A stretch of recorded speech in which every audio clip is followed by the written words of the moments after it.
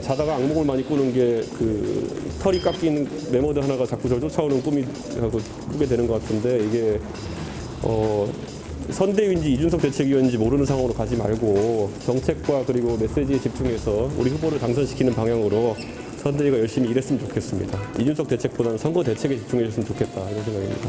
이준석의 참여보다는 최근에 후보의 어쨌든 상승세가 어쨌든 좀 주춤하고 최근에 하락세가 오히려 나타나는 것에 대해 가지고 합리적인 분석을 좀 해야 됩니다.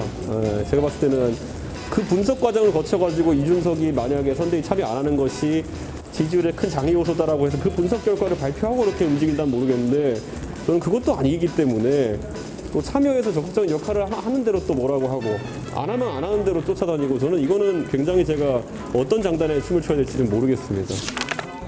뭐 선대위직을 맡진 않으시더라도 후보께서 뭐 청년 관련 일정을 좀 함께 해달라, 대표로서 함께 해달라, 뭐 이런 식으로 요청한다면 제가 싫어하는 청년 정치가 청년 담당관 같은 걸 두는 제도입니다. 저는 청년 당대표로 선출된 것이 아니라 당대표로 선출된 것이고요. 이준석에게 오히려 무슨 당신이 가서 청년 관련 정책을 만들어라, 아니면 청년 관련 이벤트를 열어라, 청년 관련해서 돌아다녀라 하는 것 자체가 어쩌면 지금까지 6개월 동안 그 이준석이라는 사람이 당대표 하면서 바꾸고자 했던 어떤 당의 체질에 대해 가지고 완벽하게 이해하지 못하고 하는 이야기다, 이런 생각을 하고 있습니다. 청년 전담직책을 당대표에게 주겠다는 것이 당대표 역할의 축소입니까? 아니면 확대입니까? 그리고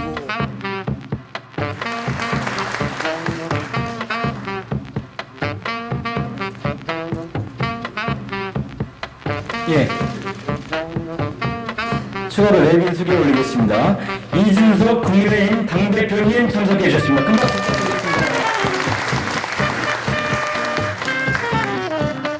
또한 국민의힘 수석 대변인님 참석해 주셨습니다.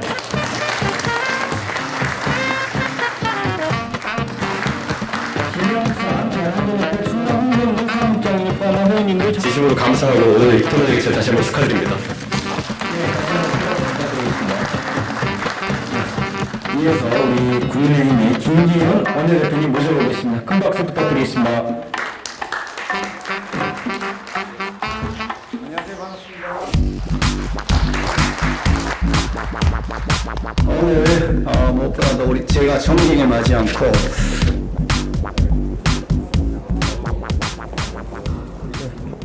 아이고, 뭐 질문 있으시면.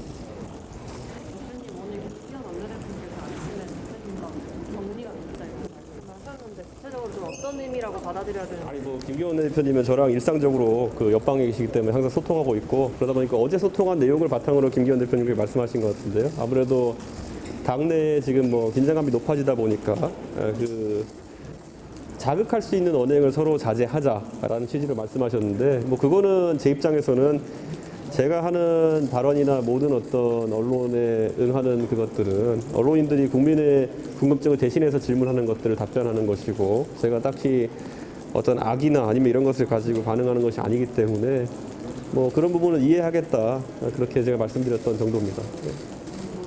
선대위 복귀하실 계획을 갖고 계세요?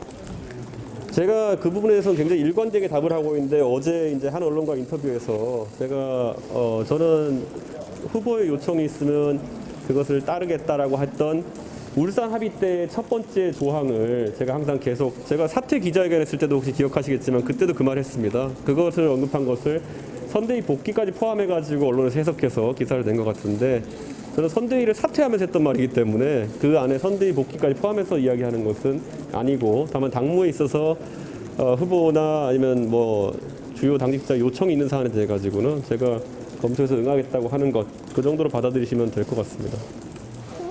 대표님 항상 후보님과의 직접적인 소통을 중시하셨는데, 네. 후보님이 직접 선대위 복귀 요청하시면 좀 합류하실 마음 있으신가요?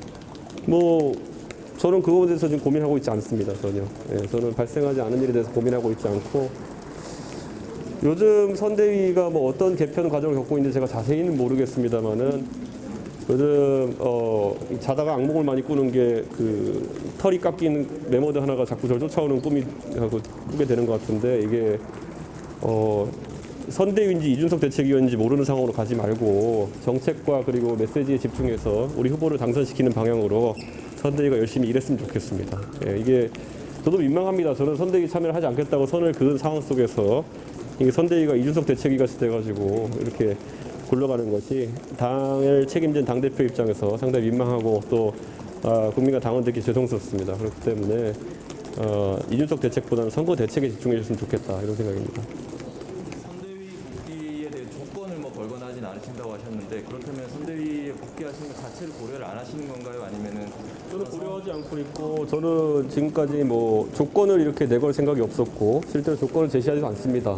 그때도 그래서 제가 뭐 선대위 사퇴할 때도 뭐 조수진 의원의 거취와 관계 있냐는 질문에 아니 이제는 더 이상 그게 관계 없다라고 하고 제가 그만뒀기 때문에 그런 것들 제가 제 성격상 그런 거 싫어합니다. 뭐 이렇게 뭐 하면 해주고 뭐 안 하면 안 해주고 이런 식으로 보는 것을 싫어하기 때문에 저는 그렇게 하진 생각이 없습니다.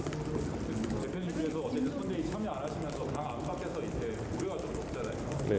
그런 거에 대해서는 좀 어떻게 좀 감정 얘기가 좀 저는 아까 제가 말했던 것처럼 그 이준석 대책위원회가 아니라 그러면은 그 이준석의 참여보다는 최근에 후보의 어쨌든 상승세가 어쨌든 좀 주춤하고 최근에 하락세가 오히려 나타나는 것에 대해 가지고 합리적인 분석을 좀 해야 됩니다. 제가 봤을 때는 그 분석 과정을 거쳐 가지고 이준석이 만약에 선대위 참여 안 하는 것이 지지율의 큰 장애 요소다라고 해서 그 분석 결과를 발표하고 그렇게 움직인다면 모르겠는데 저는 그것도 아니기 때문에 또 참여해서 적극적인 역할을 하는 대로 또 뭐라고 하고 안 하면 안 하는 대로 쫓아다니고 저는 이거는 굉장히 제가 어떤 장단에 춤을 춰야 될지 좀 모르겠습니다. 예. 지금 상황에서 뭐 선대위직을 맡지는 않으시더라도 후보께서 뭐 청년 관련 일정에 좀 함께 해달라, 대표로서 함께 해달라 뭐 이런 식으로 요청을 한다면 저는 제가 그 후보께도 항상 말씀드리고 정치하면 제 책에도 쓰고 항상 정치하면서 제가 밝힌 바로는 제가 싫어하는 청년 정치가 청년 담당관 같은 걸 두는 제도입니다. 저는 청년 당대표로 선출된 것이 아니라 당대표로 선출된 것이고요. 저는 이준석에게 오히려 무슨 당신이 가서 청년 관련 정책을 만들어라 아니면 청년 관련 이벤트를 열어라 청년 관련해서 돌아다녀라 하는 것 자체가 어쩌면 지금까지 6개월 동안 그 이준석이라는 사람이 당대표 하면서 바꾸고자 했던 어떤 당의 체질에 대해 가지고 완벽하게 이해하지 못하고 하는 이야기다 이런 생각을 하고 있습니다. 청년 전담직책을 당대표에게 주겠다는 것이 당대표 역할의 축소입니까? 아니면 확대입니까? 그리고 청년 관련해가지고 진짜 그들의 참여를 원하고 어떤 변화를 기획한다고 한다면은 저는 오히려 서울시장 선거 때의 그 공식과 지금의 차이가 뭔지를 좀 살펴봤으면 좋겠습니다. 예, 누구나 유세차에 올라갈 공간이 보장되어 있고 거기에 오르는 것을 굉장히 자연스럽게 그리고 또 굉장히 당연하게 받아들였던 시절과 지금은 뭐가 바뀌었는지를 분석해보면 답은 나올 것이다 이렇게 말씀드리고 제가 당대표로서 선대위 참여해서 기획 및 지휘를 하진 않겠지만은 혹시라도 선대위 관계자들이 그런 부분에 대해서 혼란스러운 점이 있어가지고 저한테 자문을 구한다면은 제가 1대1로 제 대표실에서 자문할 수 있습니다. 하지만 더 이상 선대위가 이준석 대책위원회 같이 돌아가는 것은 저 스스로도 굉장히 보기 안 좋고 국민들이 보기도 안 좋을 겁니다. 예. 감사합니다.